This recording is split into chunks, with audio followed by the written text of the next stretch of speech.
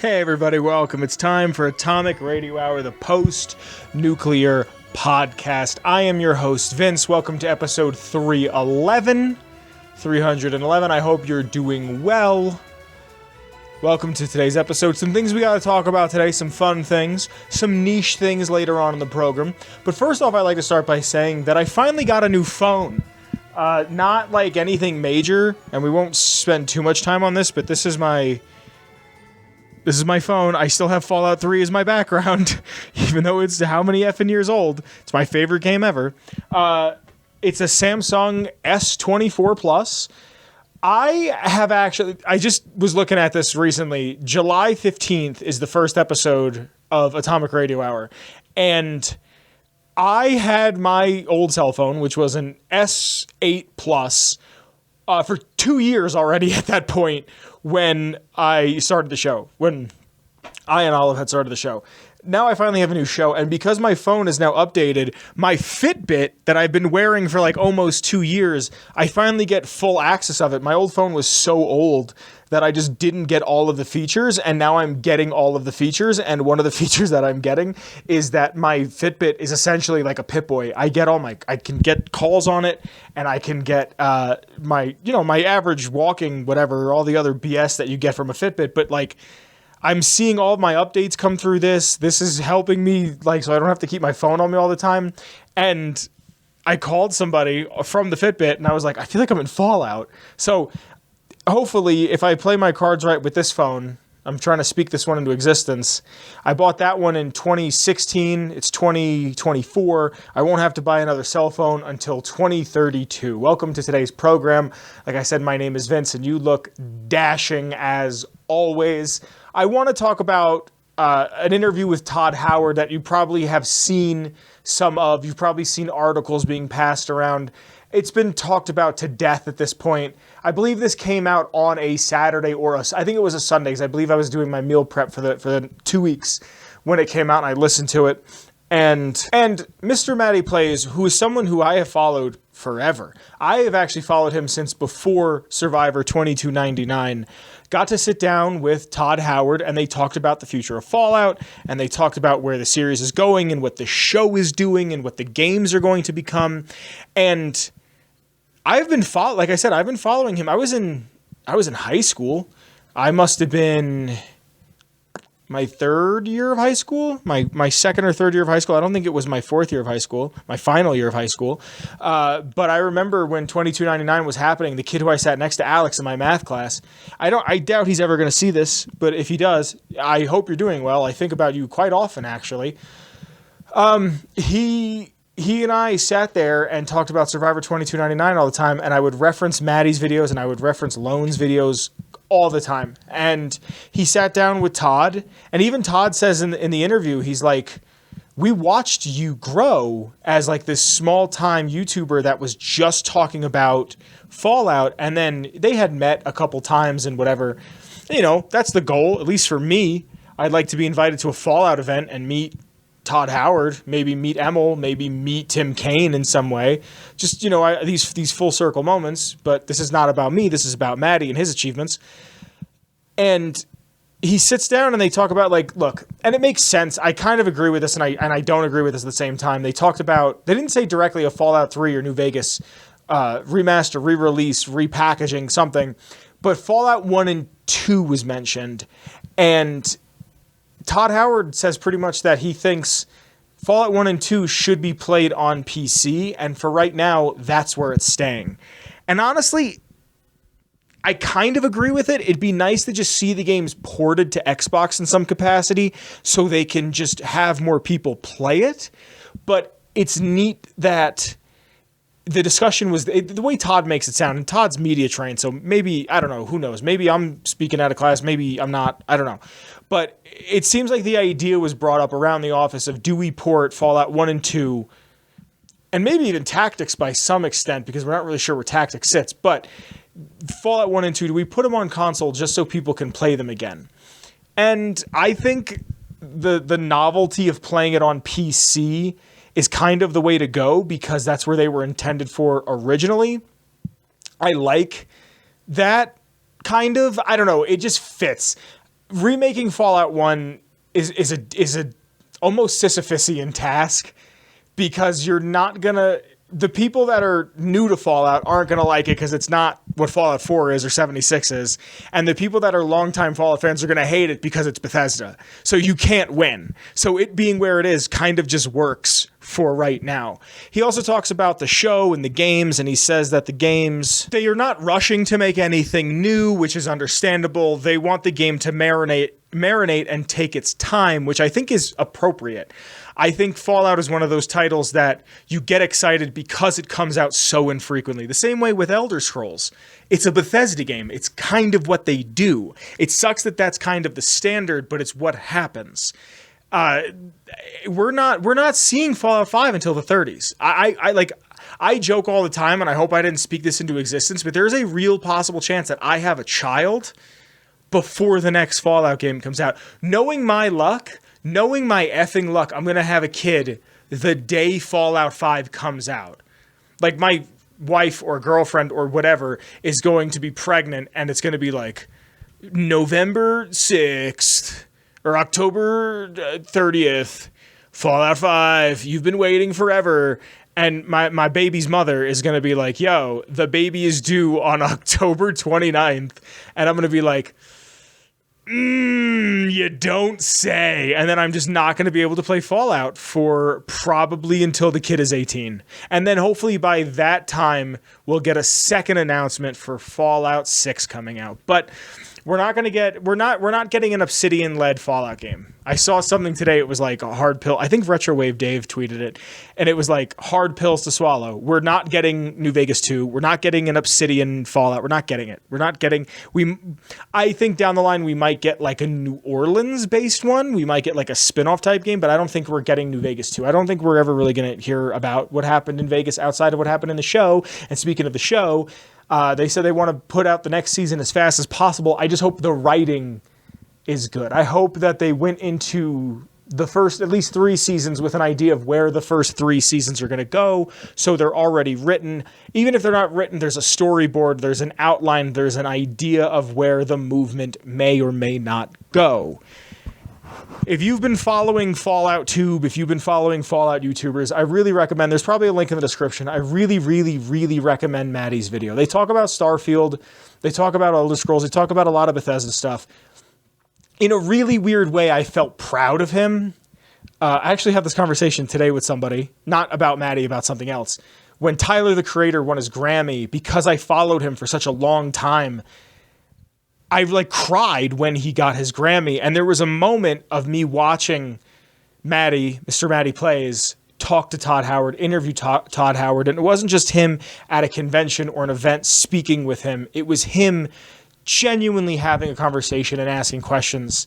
And I felt like a little 12, 13-year-old boy again watching YouTube videos, watching Orcaprola. It's even how you say the dude's name, or Orc Pro or Orc Pub. I don't remember what the dude's name is exactly. Watching Maddie's videos, watching Lone's videos, watching Storyteller videos. It brought me back to that time, and I was like, I'm weirdly proud of this person I've reached out to Maddie, I think twice. When we were about to hit episode 99, I really wanted to talk about Survivor 2299 with him, because in my mind, he is so closely associated to that time. And just, here's a little piece of what we thought might have been the next Fallout, and it was something changed slightly.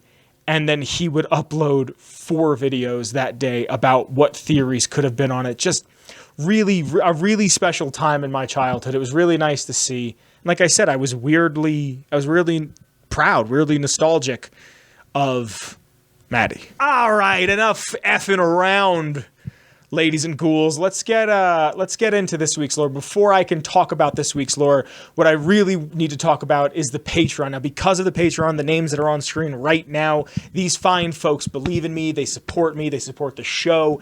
Because of them, because of their monetary donations, the show can continue to get bigger and better. So I have to thank them, starting from the top we have to start with the OG Noah. Thank you, Noah. After Noah, I have to thank Marcus. Thank you, Marcus. After Marcus, I have to thank Mellow Milhouse. Thank you to Mellow Milhouse. After Mellow Milhouse, I have to thank Captain Lennox. Thank you to Captain Lennox. And last, but certainly not least, I have to thank DanishHoundDog. Because of these folks, like I said, the show continues to grow. Check out the Patreon if you like the show and if you get a moment. There's a bunch of tiers from the $1 tier to the $10 tier. $10 tier, you get to be here and watch these episodes get recorded live. You can change your tier at any point in time. Thank you for being here. Thank you for supporting. I love you very much.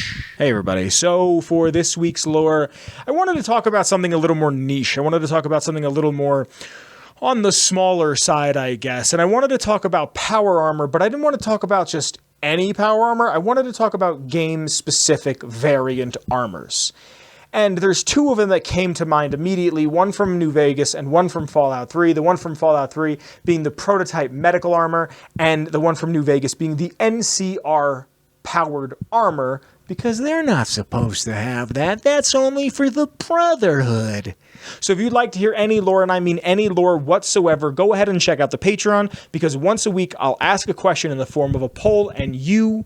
Yes, your voice is heard every week because you get to help choose what is this week's lore. And by way of the Ghoulman Entertainment Patreon, I bring to you the lore on the NCR salvaged powered armor. Now, before I can talk about the power armor itself, we have to talk a little bit about the history of the NCR. And I'm not going to get super in depth with it, but just a quick little update, a quick little briefing on what the NCR Brotherhood War is essentially the NCR, the New California Republic, and the Brotherhood of Steel at war with each other. And this starts somewhere in the 2250s, 2260s, and by 2296, the events of Fallout on Prime, it's still going on in some capacity. There's a bunch of different battles, a bunch of smaller skirmishes that happen, but a few of them that I'd like to talk about real quick is Operation Sunburst, which is Helios 1, and when the NCR kicked out the Brotherhood of Steel from Helios 1, so they would have access to Archimedes 2. This more or less forces the Brotherhood of Steel, at least in the Mojave, into hiding. The NCR also had a large gold reserve, and that was being used to build up the gold standard. They wanted to have their money backed by gold, and the Brotherhood, it's not super confirmed. A lot of it is implied, but the Brotherhood used a dirty bomb to irradiate the gold that was there, and this like plummeted for a while. The NCR's gold, it plummeted their money. This is a reason why Cap started coming back in a big bad way. The NCR has been fighting the Brotherhood for almost 3 decades, maybe 4, depending on when the first battle. And like I said, it's the 2250s to the 2260s is when it about started. There's no concrete date on it. But the NCR was taking Brotherhood T-45D armor, and they were working on it so the soldiers could use it. If you ask Chief Hanlon about it, he'll say they have the best equipment the NCR can get its hands on. Power armor, salvaged from our war with the Brotherhood. Tech strip out the joint servos, so you don't need some special training to wear it. It feels like you're carrying a Brahmin on your back, but it can take a heck of a lot of punishment. And this is during the time where power armor training was a thing. For 3 in New Vegas, you had to have power armor training to use it. And I'm not quite sure if you really do at this point. I don't think you do. I don't believe Fallout 1 you needed it, and that's because you just were given power armor. You didn't really find it. You couldn't really loot it. And then in the Fallout show, Maximus just kind of gets in some armor, and Nate just kind of walks into some, or Nora just walks into some armor. So it's fun that we're at a point, and I get all of my lore off of fallout.fandom.com, the Nukipedia, if you will, but it's fun to see that we're at a point where the Nukipedia is like this, and it's like, do we go this way? Do we go that way? What is this? What is that? So I don't even know if it's canon if you actually need power armor training. I think it's neat. I think it's neat to be a little more adept in it if you have the training, but if you don't have the training, anybody can get in it. I think that's a really, really neat feature that we could be seeing in future Fallout games. And because you don't need the power armor training to get into this power armor, one of the only ways you can get power armor training in New Vegas is if you go through the Enclave questline and you learn it from one of the Enclave remnants. So I think it's neat that there's an option to wear it. The only problem is you get disguised as an NCR trooper, a heavy NCR trooper.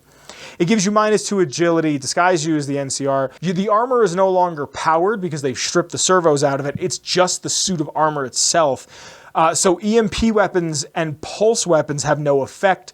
It has a damage threshold of 20, an HP of 1,000. It's considered a heavy armor, and you can repair it with T51B and T45D armor. And if you have the jury rig perk, you can jury rig it with other heavy armors. Now, I remember the first time I had ever played New Vegas, I didn't see this armor show up until the Battle of Hoover Dam. So anytime it shows up in game, I go, oh, that's right, it's here. It looks like T45. It looks like regular schmegular power armor. It just has the bear on it. It has the NCR bear. It has some NCR insignia. It's neat. I like the paint. I like that it's salvaged. I like that they took it and did something with it. They didn't just say, well, screw it, it's here and it's gone. No, it's a piece of lore. It's a piece of history. And now we get to kind of see it. I can only imagine that at some point in time they might have reverse engineered it so they could have had their own version of power armor. But hey, who knows? We'll find out probably in the show before a game. Some places where you can see it before the Battle of Hoover Dam is the 188 trading post. There's 2 heavy troopers there. Camp 4 Lower and Hope will have 2 troopers there as well, 2 heavies. Camp McCarran will be guarding James Hasu's office.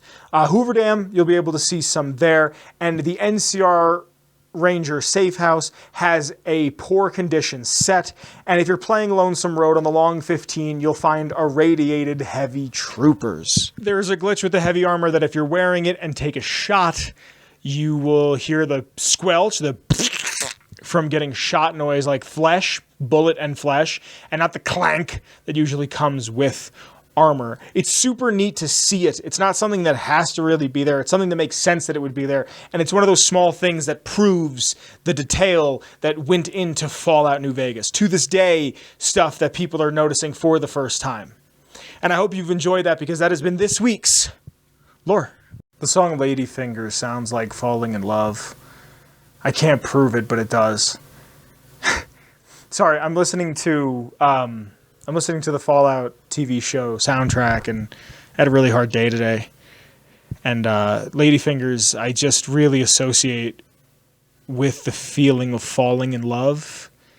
And the way there's like I don't know if refrain is the word, but it's like almost like a call and then a refrain, like a back and forth. It's a dana, dana, dana, dana. And it happens 3 times. And at the first time, it feels almost like falling in love in your 20s.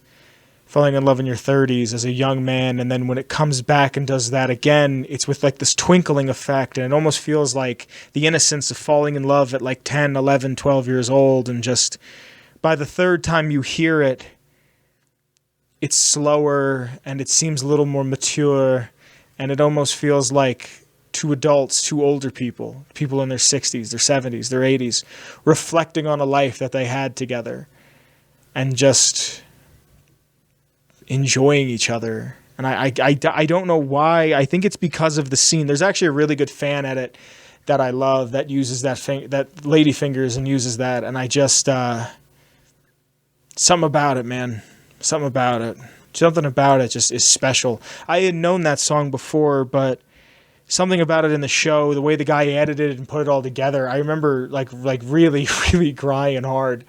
I was just so happy to see my favorite thing be so successful and be in the zeitgeist, and my mom liking it, and years of trying to explain to people that I loved this thing that I loved, and they were just like, that sounds neat, and then them getting to see it. It's just, Lucy McLean is my favorite protagonist from any Fallout game ever. And yeah, she's a person. She's not like a video game character, but that song, if you haven't heard that song, Ladyfingers, go listen to that song, Ladyfingers, man, and see if you just... That scene in Fallout where they walk across the bridge, just, it does it for me. It really, really does it for me in a big, bad way. And man. Sorry. That was just on while I'm doing this, and I thought I'd share that with you. All right, guys. I'm going to be completely honest with you. I had a really bad day today. Mentally not well. I had a panic attack. that was really bad. The worst that I've probably had in about 2 years. You know, I don't have much to talk about because of it. I am honestly kind of surprised that I recorded this on the normal day I recorded this. I was at work, and I don't fear death. Like, I'm not afraid to die. Dying's natural. Why would I be afraid of it? It's not going to hurt, and even if it does hurt, I'm going to be dead in a minute, so I'm not going to even really feel the pain. I'm not afraid to die, so when the panic attack hits, I don't have that fear of death that everybody has, but my chest constricts, I have tunnel vision, apparently I get red, and, you know, I've been having panic attacks since about 2016, and this one was the worst that I've had in a while. There was a point where I thought I was going to uncontrollably sob, and I got on the phone with somebody. Usually it helps me if I can talk it out and drink something. My mouth was really dry. I washed my face with my drinking water because I had nothing else. And just, it was a time. It was just not a good time, but it was a time. And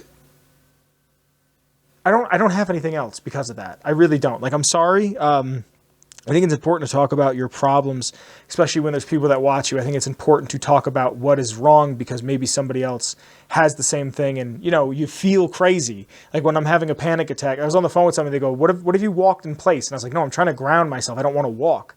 And they're like, what if you walked in place? I was like, I feel crazy. So now then I look crazy. You're not crazy. You don't look crazy. You don't feel crazy. Like you might feel one way, but you aren't that way. And it's just one of those things where I was like trying to remind myself. So I hope you guys have enjoyed this episode. I'm sorry that it's just this. But like I said, my mental health is important, and I'm really close to just being completely burnt. I've been working as much overtime as I can because I would like to have a little extra money for the plans that I have in the future. And I'm slowly hitting a point where it's just exhaustion. I got home the other day and I was supposed to go to the gym and I was so tired that I didn't go, and I started to hallucinate. I started seeing white streaks all around me. I took a shower and I went to bed. So I just need to be good to myself. So if this episode isn't out on Saturday at 7:47 Mountain Standard Time, yeah, I apologize, but I need to be good to myself. I'm still trying to have a social life and do things. I hope you've enjoyed the episode. That has been Atomic Radio Hour, episode 311. The intro music is by the one and only Shane Ivers, and you can get his song that we use for our intro. It's called Feather Duster at silvermansounds.com/free music, where, like I said, you can get our song, but every other free heater that Shane Ivers has for you. In the description, check out my links to my Twitter, the show's Twitter, Kyle's Twitter, but also check out the Patreon. Thank you again to the Patreon. If you like the show, check it out. There's a Redbubble where you can buy some merch and a couple other fun things down there. I hope you guys are well. I hope you guys are taking care of yourselves mentally. I hope you're happy and you're healthy. I love you very, very much, and I'll be seeing you next week. Bye, everybody. Atomic Radio Hour Podcast. This has been a production made by your friends at Ghoulman Entertainment.